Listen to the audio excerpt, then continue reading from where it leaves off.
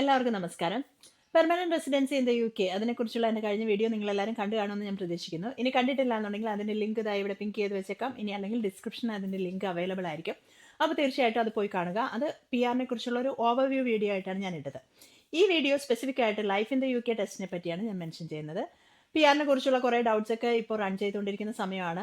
പക്ഷേ ഓർക്കേണ്ട കാര്യം, പാനിക്കാവേണ്ട കാര്യമൊന്നും ആയിട്ടില്ല. കാരണം 10 കൊല്ലത്തേക്ക് കഴിഞ്ഞിട്ട് PR ലഭിക്കൂ എന്നുള്ളത് ഒരു റെക്കമെൻഡേഷൻ മാത്രമാണ് നിലവിൽ. അത് മുന്നോട്ട് വരാതിരിക്കട്ടെ എന്ന് നമുക്ക് പ്രതീക്ഷിക്കാം. ഇനി അത് പ്രാബല്യത്തിൽ വരുവാണെങ്കിൽ കൂടി നമ്മളെപ്പോലുള്ള നഴ്സസിനും അതുപോലെ NHSൽ വർക്ക് ചെയ്യുന്നവർക്കും പിന്നെ ഹയർ സാലറി ഉള്ളവർക്കൊക്കെ അതിൽ അവർ ഓൾറെഡി എക്സംഷൻ പറയുന്നുണ്ട്. അപ്പോൾ നമ്മളെ അത് വലിയ രീതിയിൽ ബാധിക്കില്ല എന്ന് നമുക്ക് പ്രതീക്ഷിച്ചുകൊണ്ട് തന്നെ മുന്നോട്ട് പോകാം. ഇനി ലൈഫ് ഇൻ ദ യുകെ ടെസ്റ്റിനെ പറ്റി പറയുവാണെങ്കിൽ, യുകെയുടെ ഒരു ഹിസ്റ്ററിയെക്കുറിച്ച് നമ്മളെ പഠിപ്പിക്കുന്ന ടെസ്റ്റാണ് ലൈഫ് ഇൻ ദ യുകെ. എനിക്കത് പഠിക്കാൻ ആദ്യം വലിയ മടിയായിരുന്നു കേട്ടോ. പക്ഷെ എന്നിരുന്നാലും അത് പഠിച്ചു കഴിഞ്ഞപ്പോൾ തോന്നി അത് നന്നായി. കാരണം നമ്മൾ താമസിക്കുന്ന ഈ രാജ്യത്തെ പറ്റി കുറച്ചൊരു ഹിസ്റ്ററിയൊക്കെ നമ്മളും കൂടെ അറിഞ്ഞിരിക്കണ്ടേ. അപ്പോൾ അതൊരു വളരെ യൂസ്ഫുൾ ആയിട്ടുള്ളൊരു കാര്യമായിട്ടാണ് എനിക്ക് തോന്നിയത്. ഇനി അത് പഠിക്കുന്നതിന് നമുക്ക് പല ഓപ്ഷൻസ് അവൈലബിൾ ആണ്. ബുക്സ് ഓൺലൈനിൽ നമുക്ക് വാങ്ങിക്കാൻ കിട്ടും. ബുക്സ് അവൈലബിൾ ആണ്. ആമസോണിലെല്ലാം ഈസി ആയിട്ട് നമുക്ക് വാങ്ങിക്കാൻ കിട്ടും ബുക്സ്. ഇനി അതല്ല എന്നുണ്ടെങ്കിൽ പലതരം ആപ്പുകൾ അവൈലബിൾ ആണ്. ആപ്പുകൾ 5 പൗണ്ടിൽ താഴെയൊക്കെ ആവുന്നുള്ള ഒരു ആപ്പ് ഡൗൺലോഡ് ചെയ്തെടുക്കാനായിട്ട് 4.99, 4.79 അങ്ങനെയുള്ള റേറ്റുകൾ പലതരം ആപ്പുകൾ നമുക്ക് അവൈലബിൾ ആണ്. അതിൽ പലതരത്തിലുള്ള മോക്ക് ടെസ്റ്റുകളും മറ്റ് ടെസ്റ്റുകളും റീഡിംഗ് മെറ്റീരിയൽസും എല്ലാം അവൈലബിൾ ആണ്. അപ്പോൾ അങ്ങനെ ചെയ്യുന്നവർക്ക് അത് വേണമെങ്കിൽ ചെയ്യാം. ഈ ബുക്സും റീഡിംഗ് മെറ്റീരിയലും എന്നൊക്കെ പറയുന്നത് ഹിസ്റ്ററിയോട് താല്പര്യമുള്ളവർക്ക് തീർച്ചയായിട്ടും താല്പര്യമുള്ള കാര്യമാണ്, യൂസ്ഫുള്ളുമാണ്. ഇനി അതല്ല, നമ്മളൊരു ടെസ്റ്റ് ബുക്ക് ചെയ്തു നമുക്ക് എത്രയും പെട്ടെന്ന് ഇതൊക്കെ ഒന്ന് ഫിനിഷ് ചെയ്യണമെന്ന് താല്പര്യമുള്ളവരാണെങ്കിൽ അതിനൊരു ലിങ്ക് അവൈലബിൾ ആണ്. ഞാൻ ₹1 പോലും ഇതിന് പഠിക്കുന്നതിന് വേണ്ടി മുടക്കിയിട്ടില്ല. എൻ്റെ ഹസ്ബൻഡും ദാ ഇപ്പോൾ ഈ ഒരു ടെസ്റ്റ് എഴുതി പാസ്സായി കഴിഞ്ഞു. അപ്പോൾ ഞങ്ങൾ ₹1 പോലും ഇതിന് മുടക്കിയിട്ടില്ല. അതായത് ഇതിൻ്റെ ലിങ്ക് ഞാൻ എൻ്റെ ഡിസ്ക്രിപ്ഷനിൽ കൊടുത്തേക്കാം. ഒരു വെബ്സൈറ്റിൻ്റെ അഡ്രസ്സാണത്. ആ വെബ്സൈറ്റിൽ കയറിയാൽ നമുക്ക് ഓൺലൈനായിട്ട് നമുക്ക് പഠിക്കാൻ സാധിക്കും. എത്ര തവണ വേണമെങ്കിലും നമുക്കത് ആക്സസ് ചെയ്യാം. നമ്മൾ ₹1 പോലും മുടക്കേണ്ടതായിട്ടുള്ള ആവശ്യമില്ല. ഈ വെബ്സൈറ്റിൽ നമുക്ക് ഒരുപാട് ടെസ്റ്റുകൾ അവൈലബിൾ ആണ്. അത് നമ്മൾ ചെയ്യുവാണെന്നുണ്ടെങ്കിൽ തീർച്ചയായിട്ടും നമ്മുടെ നോളജ് ഇൻക്രീസ് ആവുകയും അതിന് നമ്മൾ എന്തെങ്കിലും മിസ്റ്റേക്ക് വരുത്തിയിട്ടുണ്ടെങ്കിൽ എന്തായിരുന്നു അതിൻ്റെ മിസ്റ്റേക്ക് എന്ന് അവർ എക്സ്പ്ലനേഷൻ എല്ലാം കൊടുത്തിട്ടുണ്ട്. അപ്പോൾ അതൊന്ന് വായിച്ചുകൊണ്ട് പോവുകയാണെങ്കിൽ നമുക്ക് തീർച്ചയായിട്ടും ഒരു ബുക്ക് വായിക്കുന്നതിനേക്കാളും പെട്ടെന്ന് തന്നെ ആ ഒരു നോളജ് നമുക്ക് നേടിയെടുക്കാനായിട്ട് സാധിക്കും. ഇനി അതല്ല, ഞാനൊക്കെ ചെയ്ത പോലെ ഏറ്റവും ലാസ്റ്റ് മിനിറ്റ് ടെസ്റ്റ് പോയി ബുക്ക് ചെയ്യുകയും ചെയ്തു, പഠിക്കാനുള്ള സമയവും ഇല്ല, അങ്ങനെയുള്ള ടെൻഷനിൽ ഇരിക്കുന്നവരാണെന്നുണ്ടെങ്കിൽ അറിയാവേണ്ട കാര്യമില്ല.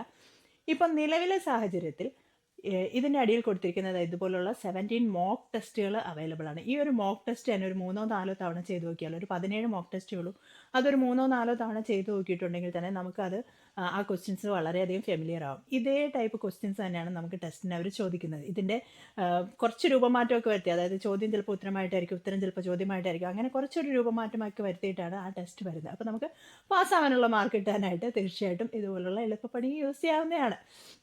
പക്ഷേ റിമെമ്പർ, ഇപ്പോൾ നിലവിലുള്ള സാഹചര്യത്തിലാണ് കേട്ടോ. ഇനി മുന്നോട്ട് പോകുമ്പോൾ അത് മാറ്റം വരുമോ എന്ന് എനിക്ക് പറയാനായിട്ട് സാധിക്കില്ല. ഇനി life in the UK test book ചെയ്യുന്നത് എങ്ങനെയാണ്? ഗവൺമെൻറ്റിൻ്റെ ഈ ഒരു സൈറ്റിൽ കയറിയിട്ട് ലൈഫ് ഇൻ ദ യുകെ എന്ന് അടിച്ചു കൊടുത്ത് അതിൽ നമ്മുടെ ഇമെയിൽ ID യും ഒരു പാസ്വേഡും ക്രിയേറ്റ് ചെയ്ത് ഒരു അക്കൗണ്ട് നമുക്ക് വേണ്ടി ക്രിയേറ്റ് ചെയ്യുക. ഇനി നമുക്ക് കയ്യിൽ നിലവിൽ ആവശ്യമായിട്ടുള്ള സാധനം പാസ്പോർട്ട് അല്ലെങ്കിൽ BRP കാർഡ്, അതുപോലെ തന്നെ നമ്മുടെ ക്രെഡിറ്റ് കാർഡ്. കാരണം കുറച്ചൊരു നേരത്തേക്ക് മാത്രമേ ഈ ഒരു സൈറ്റ് ഓപ്പൺ ആയിരിക്കുള്ളൂ. അത് കഴിയുമ്പോൾ അത് ലാഗായിപ്പോൾ. അപ്പോൾ എല്ലാം റെഡിയാക്കി വെച്ചിട്ട് നമ്മൾ ഈ സൈറ്റിൽ കയറുന്നതായിരിക്കും നല്ലത്. ആ ഒരു അക്കൗണ്ട് ക്രിയേറ്റ് ചെയ്തതിന് ശേഷം BRP കാർഡ് വാലിഡ് അല്ല എന്നുണ്ടെങ്കിൽ നമുക്ക് ഷെയർ കോഡ് യൂസ് ചെയ്യാൻ സാധിക്കും. അല്ലെങ്കിൽ വാലിഡ് ആയിട്ടുള്ള പാസ്പോർട്ട് ഉണ്ടെങ്കിൽ അത് യൂസ് ചെയ്താലും മതി. അപ്പോൾ വേറെ ടെൻഷൻസ് ഒന്നുമില്ല.